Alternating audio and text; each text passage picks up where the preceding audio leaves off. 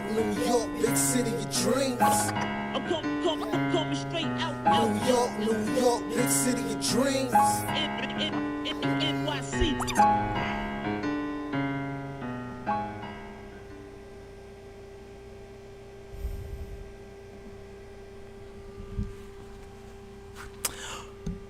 Yeah, I'm tight. I know I'm real jovial on this program. I'm talking, I'm smacking jokes, win or lose. I'm kind of tight. Don't like what I saw today at all. It seems like we're reverting. We're reverting and we're sputtering. I know it took us time last season to get things together and to get the chemistry together, and we was in a losing situation last season to start the season, and we got things together as time went on. But this feels a little bit weird. This feels a little bit there. This feels a little bit different. This feels like we're taking too many teams lightly, too many plays lightly, too many quarters lightly, and it's becoming an issue. It's been an issue. And I'm sorry, I thought I changed it. Hold on, I'm sorry. It's been an issue for a while. It's kind of why Knicks fans have been concerned, even though we had a winning record, that things were looking weird, and it seems like it reared its ugly head again today.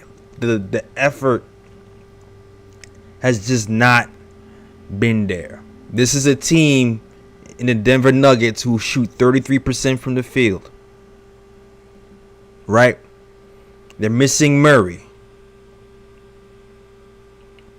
They're missing key players. They have players out with back problems, and we have guys in here who are lighting it up from the G League. We have guys in the game. Zeke, 21 points from the game. This guy is not a 21 point a game scorer. This guy averages single digits. This team is not a 3-point shooting team. 46% from 3. Bruh. Yeah, I don't get it. I don't get how we here right now, man. I don't get how we're here. And Randall, I've been very mediocre. I've been very hot and cold with Randall. I've been defending Randall a lot.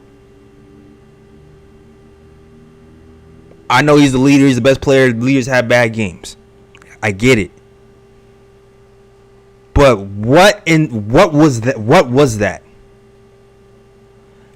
You hear all year that Randall is a hard worker. He puts in the work. He's sweating. He gives 110%. Where is that on the court? This is not even an there are certain matchup issues that the Knicks have problem with tonight for sure. But this isn't just a matchup issue right now. This is not a matchup issue that we're seeing. We gotta give it to them. Right? We gotta give it to them. I get it. Jokic, MVP contender last season.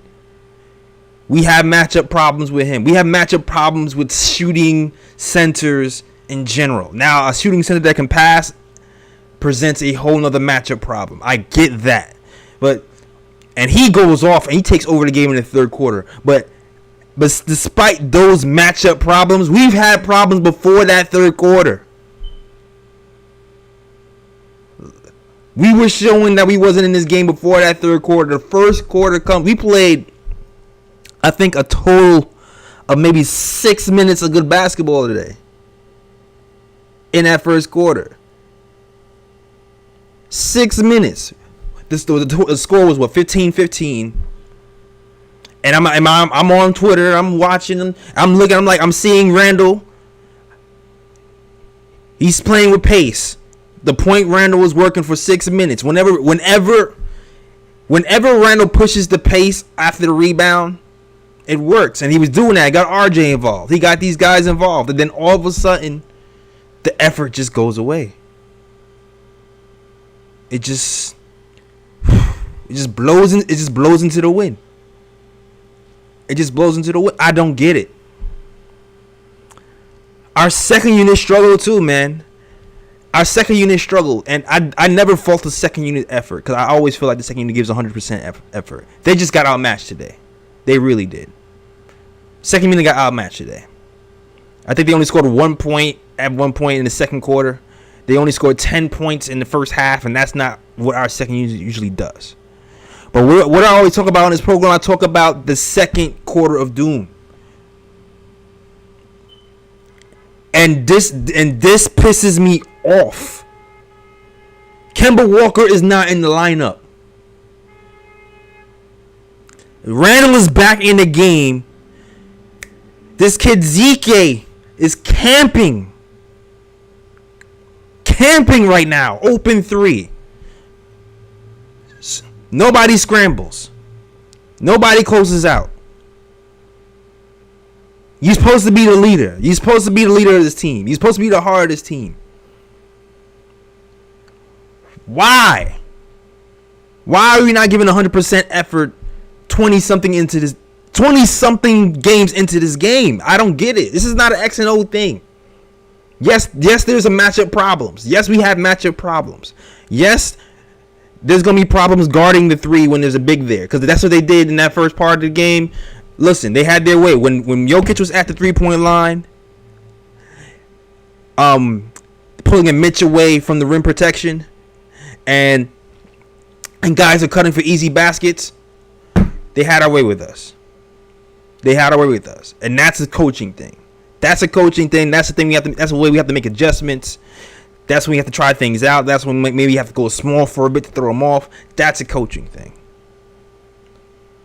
When guys are getting 6, 7, 8 open threes, wide open, no rotations, no communication. Where was the last game we saw Randall and Fournier arguing because of a rebound? Where was that? That's the energy I read right now. The smiling Tom energy. I don't even need the smiling Tom energy anymore, yo. I'm advocating for Grumpy Tom. I'm advocating for Grumpy Tom because with Alec Burks in the lineup, it still seems like we're having the same issue right now with that second quarter of doom. We need to get that up.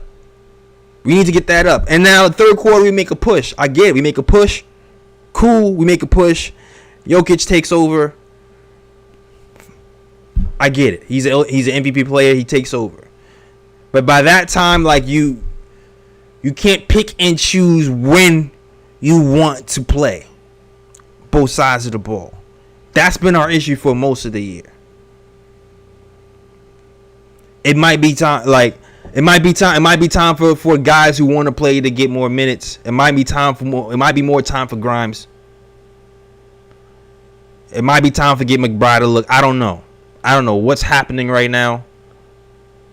But more than that, we need an emotional leader on the court right now. More than the X and O, we need an emotional leader on the court.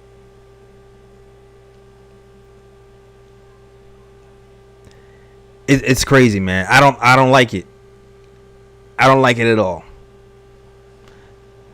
The saving grace for me today was, okay, we saw something from Grimes. Cool. We saw something from Grimes. We saw some 3-point shooting. We already know Grimes is going to do that. I can't wait to see Grimes be more involved in this lineup next season. Fournier shows some signs of life. He's showing some signs of life from the 3-point line. Cool. RJ, quick 7 points. That first 6 minutes of the game, cool. Everything else, trash. Complete trash. That's it, man. I don't got. There's no X and O's to explain this. This is, you throw this game in the trash.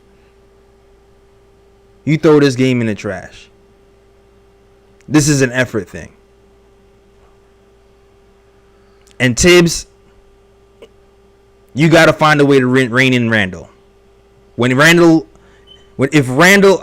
get Randall's going to play the big minutes, but if Randall if Randall checks into the game after sitting for long periods of time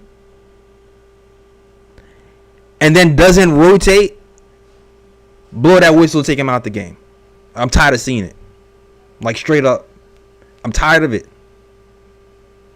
I'm tired of it. This is probably one of, to me, Randall is one of these players that gets up for personal matchup games. And I'm starting to realize his best games are against people who he feels like he has to guard. When he has to guard KD, you saw his best. When you saw him talking about Giannis, we saw his best. Today, on the defensive end, trash, man. Trash. That's it. That's all I got to say, man. That's it, man. That's really. Shout out to everybody that's rocking in the chat. Shout out to Donna Hines. Shout out to Charles Lassiter. Shout out to CP the artist. Henry. Joe D. MacGyver. Everybody was rocking with the show. Atrocious, man. Atrocious, man. And Mitch, I love Mitch too, but man, he has to get his win back up. He has to get his win back up. He has to. I don't think it's gonna be phones today, guys. I'm sorry. If Rich is not here, I don't even. The weight losses helped him guard him in the post a little bit in that first half, but the fast break points, like at halftime, guys. Halftime, 60-49 Nuggets, 11 fast break points to 0. Advantage Nuggets. Bruh.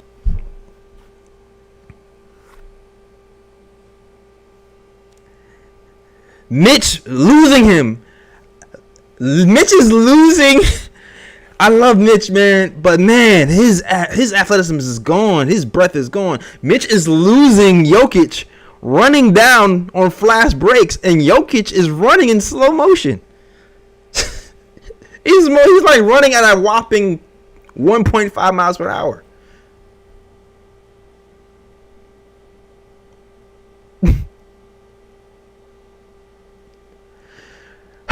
This is a rough one, man. This is a rough run. You know what's giving me joy, guys? The thing, what's giving me joy? What's giving me joy right now is the G League. That's really what it is, man. The G League is giving me joy. That's it. It's all about the G League right now. It really is.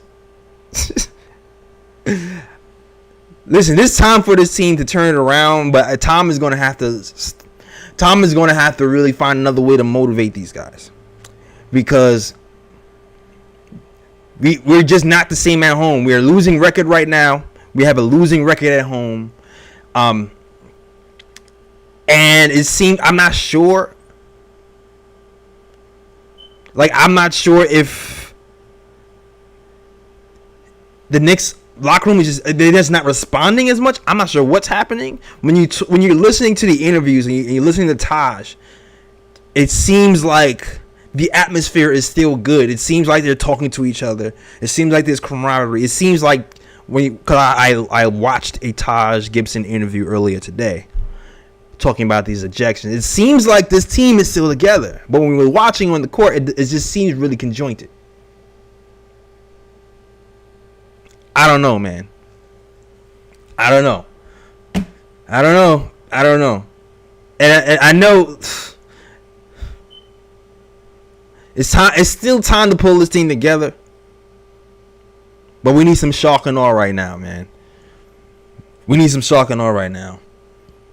We need to shock this team into taking things seriously. I know Alec Burks gives us a better chance on defense, on a defensive end. It helps us switch more defensively. But it seems like this year we're going to have problems guarding any center who can shoot threes, one. And two, even with Alec Burks' addition into the starting lineup, we're still going to have to find a way to motivate this first unit, especially Randall, to play consistent defense when they're back into this game. Point blank period. But listen, man. Listen. It's all about the G League for me right now, man. That's it. It's all about the G League for me right now. That's all I'm looking at. I'm looking at Miles McBride. Miles McBride is tearing up the G League. Offensive guy and a defensive guy. And what's promising about the performances that I'm seeing, at least the highlights, I haven't actually seen a full G League game, but I want to though. I definitely want to, because it looks like it's worth watching, especially considering our guys are really doing well over there. The kid that we got from the Spurs, he is the second leading scorer in the G League. And Miles McBride himself, hold on a second. Miles McBride himself, he scored, let's see, last game, 31 points, 60% from the field, 9 assists. And what you can see right now, what he's doing, he's shooting off the dribble. He's shooting the buckets off the dribble. That's certain things. That's the things that we had problems with last season. Is shooting those buckets off the dribble. And he's doing that with regularity and with ease, and point guarding with 9 assists, and he's going to give you defense. And here's the thing, I know you cannot what's the word? You cannot look into the G League and say these stats are going to transfer into the NBA seamlessly. Right? Because there's people in the G League who come to the NBA and they do as well. But it is still a promising sign to see that McBride is dominating in the G League right now. And that's what you want. That's what you want from your rookie. So, you want to talk about the good news? The good news is our G League is looking pretty good. Between Miles McBride and Luka Samnick, the G League is looking all right. The Knicks G League is looking all right. There might be some guys you can bring up next season who can do some damage. Like you see right now, NBA G League second leading scorer, 26.8 points per game, Luka Samnick. All right.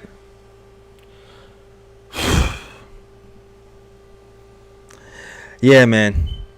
Yeah, exactly. Yeah, Ronnie. Joker was too fast, Ronnie. Bruh. Joker was way too fast.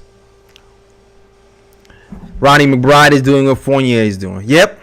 McBride is doing what Fournier. And the thing about Fournier's games today, dude, he's shooting better, but the playmaking side, I'm not seeing the playmaking from Fournier. I feel like the pick and roll, I feel like he's trying to pick and roll, but he's turning the ball over a little bit too much for me when he's trying those little bounce passes and pick and roll from the 3-point line. Still encouraging signs from Fournier, but we need the best player on our team in Julius Randle to get it together on both sides of the court. We can't have long lapses like this, because what you saw tonight is a team that got too comfortable. A team like, oh, if you're going to give a team open threes, they're going to take it. Point blank period.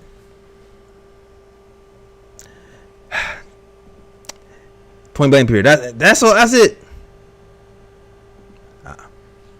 That's it. Shout out to everybody who's rocking with the show, man. Shout out to everybody rocking to the show. Only other news really to talk about is Scott Perry news.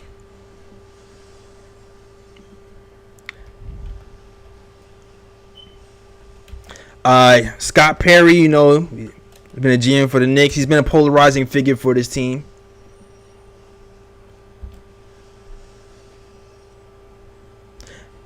Some people feel like he's done a bad job. Some people feel like a good job. I feel like Scott Perry, if he's not the number one option, he can bring some things to this table for sure. But yeah, Scott Perry has been in the news recently.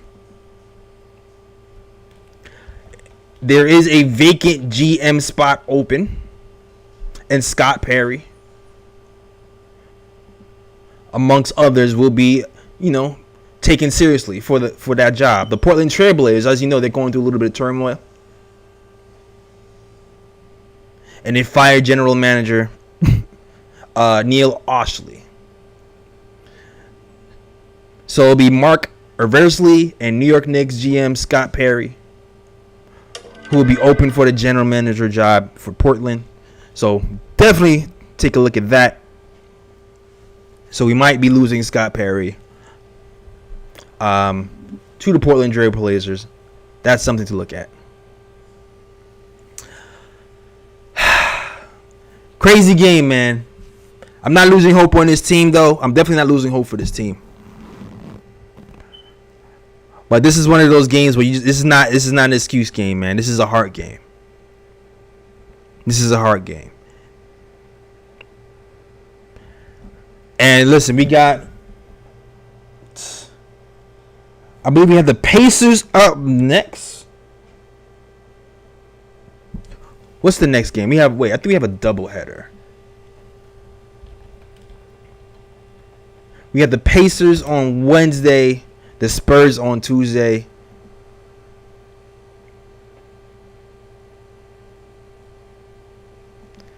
Spurs is supposed to be another winnable game. The Spurs is supposed to be another winnable game. All goes right, this should be a 2-game winning streak. Hopefully we actually pull this through. The good thing about the NBA is it's 82 games. When you get wild like that, usually teams come out with heart the next game. I doubt we come with that same lethargic energy versus the Spurs. So hopefully we're up for that game. Hopefully the ball movement is there. Hopefully the defense is there. Hopefully Randall wakes up and we win this game. All right. I'm out, man. This is a short show. This is a super short show. But we will be back. I'll be back with the whole crew. On Tuesday versus the Spurs. And we'll have a special guest with us on Wednesday for that Pacers game. All right. So definitely tune into Nick of Time show. No phone lines today.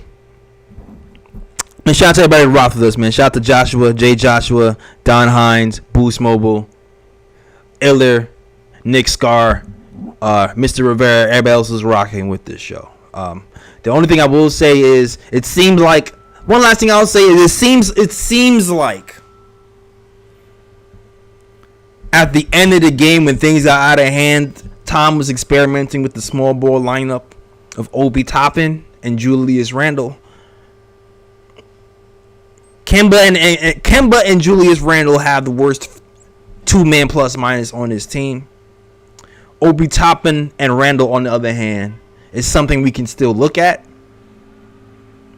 And when we're getting outmatched like this, it might be a time to try to go small sometimes, because we're going to just keep getting killed with bigs who can't close out on 3-point shooters and guys who are going to be able to cut to the basket with regularity.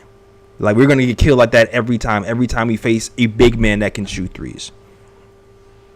So we might need somebody who can be a little quicker at the foot. So we might need to lean on that Randle Obi lineup at times, and maybe play Randle at center at times.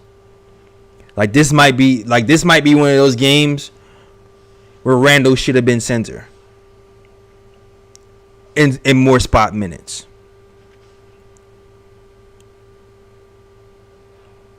So I know Tibbs loves the rim protection that he brings, but we have to kind of look at a strategy matchup, a strategy adjustment sometime this season. And yeah,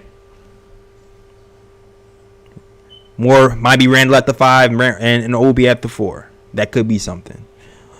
That might be something to look at. And those 2s plus minuses are pretty high. Not as high as him in Rose and him in IQ, but still pretty high. I think it might be the 3rd highest plus minus on the team of the 2-man lineups who pair with Randle. But that is our show, man. Definitely check out our show on Tuesday when we're back. Shout out to Knicks Nation TV. Shout out to Jay Supreme. This is gonna be a quick one. I just started earlier and just decided, you know what? Let's just get this over, rip the Band-Aid off. All right. That is our show. You could definitely follow us on the KT Show on Twitter, the Nick of Time Show on Instagram, and Nick of Time Show on Facebook. And also check out the blog at the nickoftimeshow.com. New article written by our guy Ken, who feels optimistic about Alec Burks and RJ Barrett